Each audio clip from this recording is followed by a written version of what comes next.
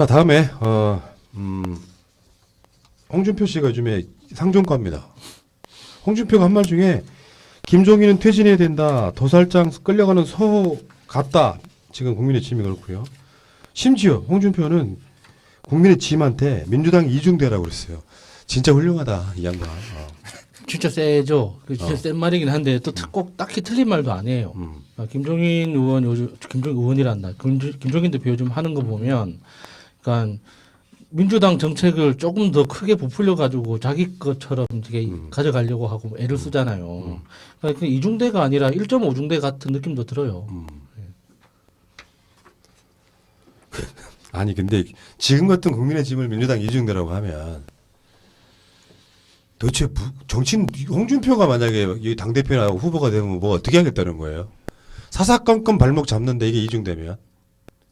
아, 글쎄요. 그러니까 뭐 이게 홍준표 의원의 자기 주장은 내가 적자고 너는 저 피 한 방울 안 섞인 저 오랑캐 아니냐. 그 오랑캐가 지금 이렇게 적자를 내버려 두는 게 말이 되느냐. 오랑캐는 나가라. 내가 들어갈게. 이 이야기 아닙니까? 아니 그런 건 알겠는데 선동도 웬만큼 해야지. 지금 국민의 짐이 민주당 이중되면 대한민국 정치는 말도 안 되는 상태로 빠져드는 거죠. 저 정도가 이중되면은 지금 국민의 짐이 민주당의 어떤 아젠다에 대해서 하나라도 흔쾌히 한 게 있어요. 그러니까 이 사람은 지금 웃긴 거지. 예전에 김종인이 민주당 비대위원장에 있었다. 그러니까 민주당 따라가는 거다. 내가 거기 가야 내가 적자고 제대로 된 정치를 할 수 있는 거다. 대한민국 정치 아사리판 만들겠다는 거지. 얘가 보기에는 그렇게 보일 수도 있다고 생각을 하거든요. 홍준표가 지금 몸이 좀 다를 수밖에 없는 거는 윤석열의 지지율이 계속적으로 올라가고 있으니까 자기 자리가 점점 없어지고 있다라는 생각을 하면서 위기감을 느낄 건데요. 근데 비대위를 없애자고 말하는 건 아닐 것 같아요. 비대위는 그대로 존치시킨 상태에서 김종인 너 나가고 내가 그 자리를 꿰찰게. 이렇게 생각을 하게 되면 최근에 홍준표가 태극기 세력을 국민의 짐이 받아들여야 된다라는 얘기를 지금 계속하고 있거든요. 그럼 지금 이 안에는 친박과 이 태극기 세력을 중심으로 한 친박과 그리고 비박 또는 반박들이 같이 있는데 예. 이 친박 세력을 키우겠다는 거예요. 상당히 강도 높게 가겠다는 거거든. 그렇게 치면 김종인이 하는 행동은 사실 뭐 민주당 이중대로 보여줄 수도 있겠죠. 자기가 지금 비대위 장을 하고 싶어 하는 것 같아요. 근데 뭐 홍준표가 들어오나 뭐 김종인이 계속 하나 뭐 그렇게 큰 차이가 있겠습니까? 근데 이제 문제는 홍준표가 밖에서 이렇게 뭐 이런저런 소리를 해도 내부에서 강력하게 비토하는 세력이 없다 보니까 몇몇 의원들이 그러니까 여기저기서 이렇게 페이스북으로 뭐 자기 개인적인 목소리를 내지만 그걸 세력으로 묶어서 크게 움직이려고 하는 그런 세력이 없다 보니까 앞으로 답이 안 나는 거죠. 이게 뭐 홍준표가 들어온다고 달라지겠습니까? 예. 그건 맞는 얘기예요. 그러니까 개발 투자를 좀 해서 제품을 만들어야 되는데 얘네들을 보게 되면 제품 상품은 하나도 만들지 않고 계속 마케팅만 하려고 하는 거거든요. 그러니까 정치 공학적인 측면만 계속 생각을 하는 것이고 또 다른 측면에 있어서 그 컨텐츠는 전혀 만들질 않아요. 그러니까 누가 온다고 한들 바뀔 수 없는 그런 당이죠. 그 새누리 당류당, 그 새누리당에서 출발했던 그 여러 이름들이 이름을 바꾸더라도 항상 이렇게 새로운 국회 임기가 시작되면 그 언론 헤드라인에 가장 빈번하게 등장했던 용어 중에 하나가 소장파예요. 예.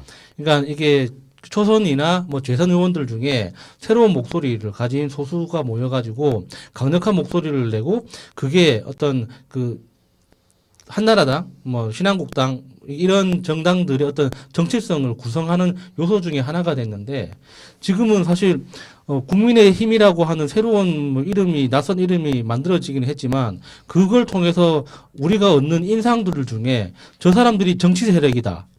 저 사람들이 어떤 정책을 하려고 한다라고 알고 있는 거 우리 하나도 없잖아요. 예. 아직까지도 저 사람들은 보수 재건이 자기들의 목표예요. 왜 재건하는지가 없죠. 그러니까 예. 그 재건해서 무엇을 하겠다가 없거든요. 예. 그러니까 내 밥그릇이 지금 위험해졌으니까 밥그릇을 좀 더 탄탄하게 해주세요. 라는 거 말고는 아직도 없으니까 국민적인 지지가 없는 거고 내부적으로도 그러니까 보고 배울 만한 선배가 안 보이니까 예. 그러니까 초선 의원들도 다 집 밥그릇 찾아서 지금 뿔뿔이 흩어져 있는 거죠. 예. 상임위원장 다 내주고 맞죠? 맹탕 국정감사하고 공수처 내주고 경제 3법 내주고 예산 내주고 이제는 의료 대난의 원인을 제공한 공공의대도 내주겠다고 한다. 당이 추구하는 새로운 길은 민주당 이중대 정당인가? 그러면서 정치 수사로 우리를 그렇게 악랄하게 수사했던 사람을 데려오지 못해 안다라는 정당이 야당의 새로운 길인가? 이건 윤석열을 네. 디스하는 거고요. 그러니까 홍준표 입장에서 그렇게 보일 수 있어요. 그러니까 대표적으로 홍준표가 극우가 되는 이유는 극우의 극이 무슨 뜻이라고 제가 말씀드렸잖아요. 나만 옳다예요. 그러니까 이건 지금 일견 이야기를 들어보면 국민의 짐이 진짜 못하는 것처럼 보이지만 사실은 예를 들어서 이렇게 욕을 먹으려면 상임위원장 다 내주고 맹탕 국정감사하고 공수처 내주고 경제 3법 내주고 예산 내주고 이런 것들을 민주당에게 흔쾌히 동의를 한 상황이라면 이렇게 말할 수 있는 거야. 홍준표 입장에서는. 근데 다 어그로 끌면서 지금도 공수처 어떻게든지 출범 안 시켜보려고 난리를 치고 있잖아요. 문제는 이걸 구분할 줄 모른다는 거야. 지금 현재의 문제는 민주당이 총선에서 180석을 승리했다는 것을 인식하지 못하는 거야. 주호영은 진짜 발목 잡기를 제대로 시연하고 있는 사람이야. 이 사람을 이렇게 욕해버리면 정상적인 사람들이 봤을 때는 홍준표가 이상한 또라이가 되는 거예요. 아니 그럼 더 이상 어떻게 발목을 뭐 얼마큼 잡으라는 이야기냐. 현실적으로 세력이 힘이 없어가지고 질질 끌려가는 상황인 거거든요. 홍준표가 아니라 홍준표 할애비가 들어와도 홍준표가 자기 조상인 홍길동처럼 분신술로 국회의원을 100명을 만들지 않느나 불가능하다고 얘기해. 그렇지만 홍준표 마음속에 내가 있었으면 달랐을 거라는 생각 때문에 이런 이야기를 계속하는 거죠. 예. 그러니까 홍준표의 저런 건강한 자유식은 배울 필요가 있다고 봅니다. 네. 내가 하면 다를 건데 라는. 그래서 김종인 씨 퇴진하다고 저렇게 외치는데 문제는 지금 보험 야권 지지율 1위는 윤석열이라고 이번에 또 엠브레인인가 어딘가 어디서 나온 지지율이 윤석열 17% 나왔다고. 네, 많이 나왔어요. 이재명과 이낙연은 21%로 동률이고 네. 17% 나와서 이제 네. 이 3대 거대야 어쩌고저쩌고 이야기를 하던데 그 아직 멀었어요. 윤석열은 검찰총장을 중간에 사퇴하든 임기를 채우든 지금 누리고 있는 지지율은 사실 킹기루 같은 거예요. 그렇죠. 아까도 얘기했 정치 일정상 예. 내년 7월 달에 임기를 마치고 나올 것이냐 말 것이냐 네. 이런 건데 그런 상황에 윤석열을 제하고 나면 안철수나 홍준표가 사실상 뭐 4, 5% 이렇게 나오면서 1, 2위 다툰단 말이야.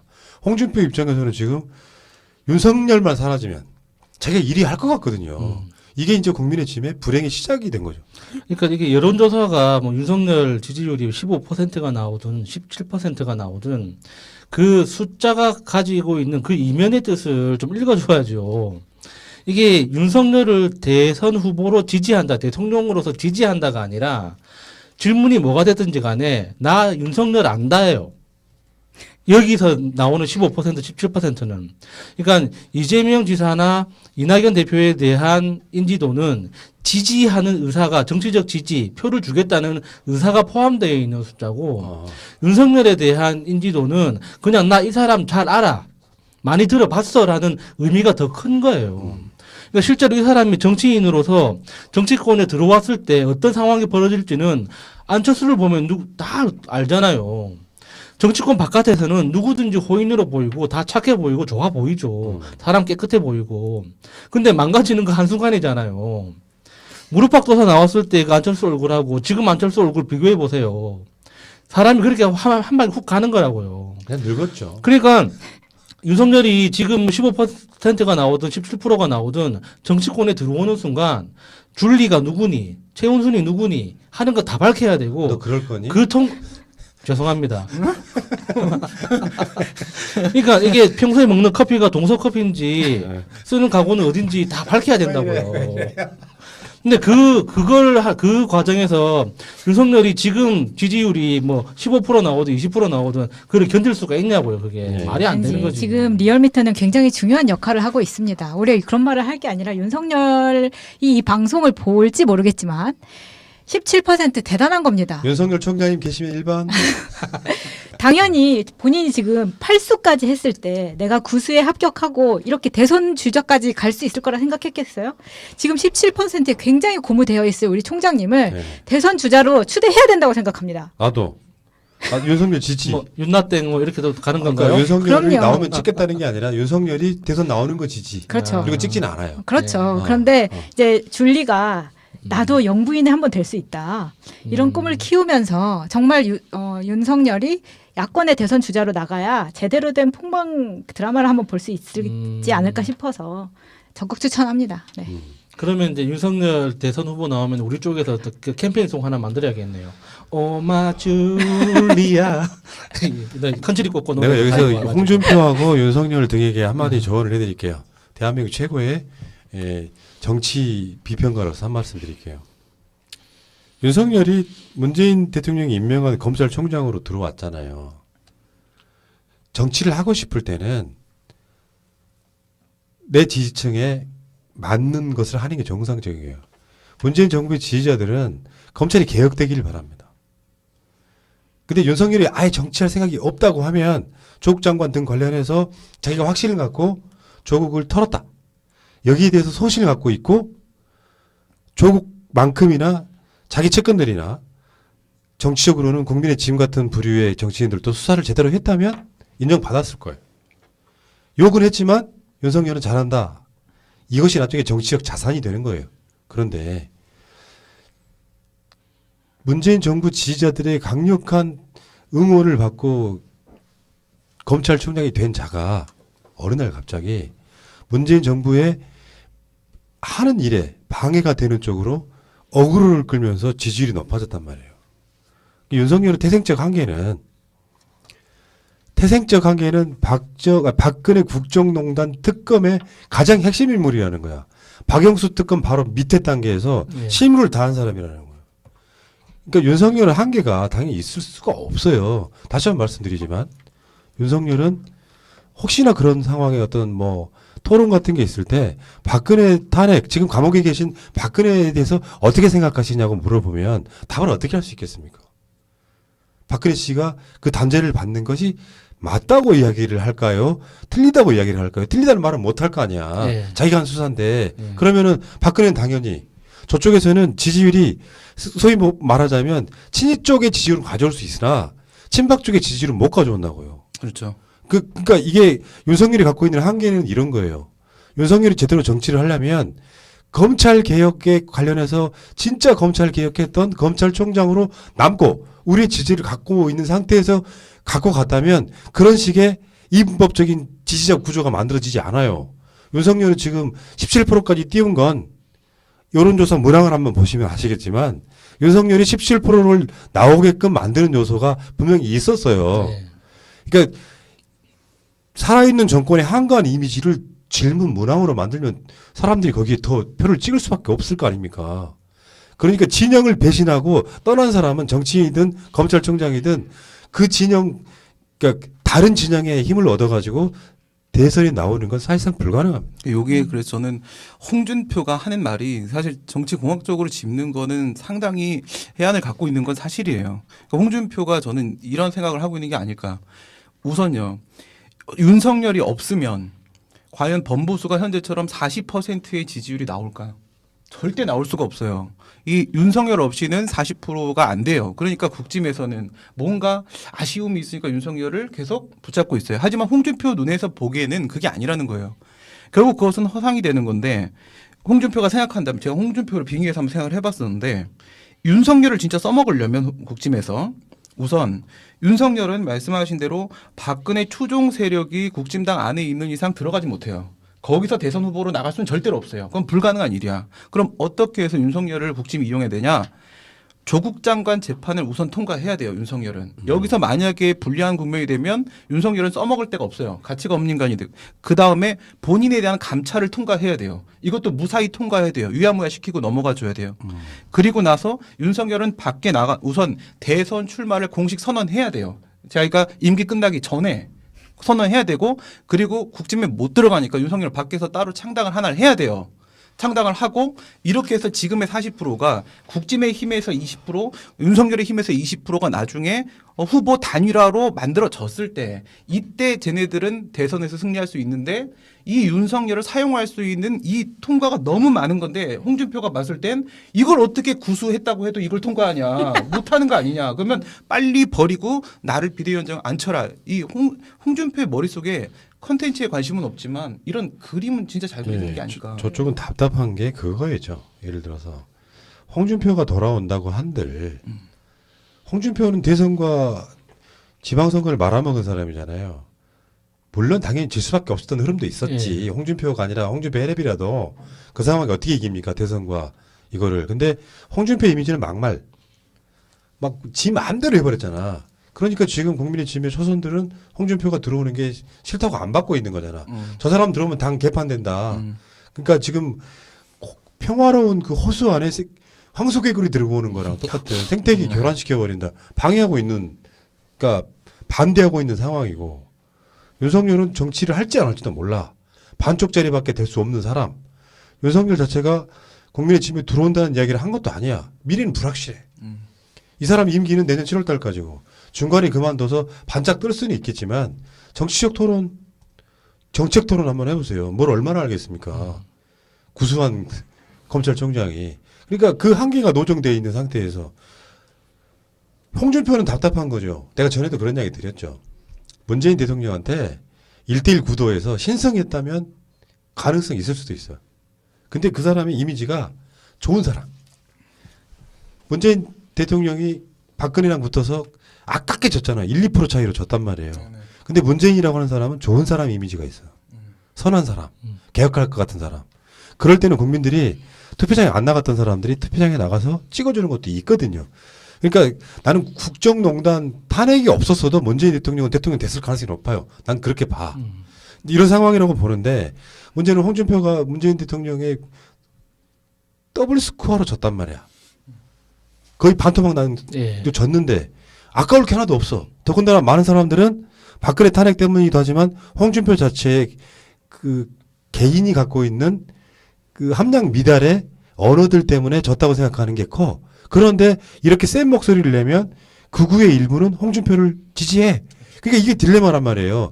어떤 여론조사에 따라서는 5% 안짝의 지지율이 나와. 아예 안 나오면 상관이 없다고. 그나마 야권 지지율 윤석열 빼면 1위인 사람이야. 이 사람 입장에서는 안달이 났는데 김종인하고 지금 관계가 안 좋게 벌어지다가 최근에 홍준표가 제대로 지른 거예요. 난 당신 걸 절대 안 보겠다고 지른 거예요. 이 사건이. 김종인 내려와야 되는 맞아요. 그 워딩을 내린 게 그러니까 이제부터는 제대로 된 분열이 시작된 겁니다. 이렇게 된 거야. 이제 구경하면 돼 우리. 팝콘 각이라고 하죠. 그때. 네, 뭐 구경만 하면 되는 거지만 이게 문제는 국민의힘 내부적으로 뭐 동력이 없잖아요. 그러니까 김종인이 떼끼 하면 다들 깨갱하고 이렇게 하는 분위기인데, 그러니까 정말 국민의힘 그 내부에 국회의원 100명이 넘는다고는 하지만 저 보고 있으면 좀 안쓰럽습니다. 그러니까 지금 원희룡이 홍준표에 대해서 반대하고 비대위를 유지해야 된다 이런 얘기를 하는 게 사실 원희룡이라고 김종인을 좋아하는 게 아니잖아요. 지금 답답해 미치겠는 건데 홍준표 들어오면 원희룡은 없어지는 거거든. 시간이라도 벌고 싶어서 원희룡은 사실 비대위를 좋아하지도 않으면서. 그러니까 다음 정권은 일단 난 포기해야 된다고 봐요. 사실상 포기하는 것이 당연한 것이고. 주어를 확실하게 해주세요. 어. 누가 포기를 해야 돼. 국민의 짐이 입었어요. 굳이 내가 그거를 주어 목적으로 이야기해야 됩니까? 내가 나경원입니까? 깜짝깜짝 놀래가지고. 근데 그런데 그런 상황에 포기하면서 있잖아요. 장기적 비전으로 채워가는 것이 낫습니다. 그러니까 홍준표도 받아들이시고요. 윤석열도 빨리 사퇴시켜서 최대한 세를 모아서 다음 대선에는 우리가 승리할 수 있는 그 기반을 만드는 것이 중요하지. 그럼 다음 대선에 이제 김종인이 대통령 후보로 나오는 건가요? 그때는 그 양반 85세가 넘는데. 할 수 있을 것 같은데. 어떤 내가 지금 그렇다고 봐요. 어쨌건 홍준표 씨 재밌네요. 이런 분들이 이렇게 열심히 노력해 줌으로써 사실상 홍준표가 민주당의 이중대 역할을 하고 있는 겁니다. 결과적으로 놓고 봤을 때는. 그 평론 괜찮다.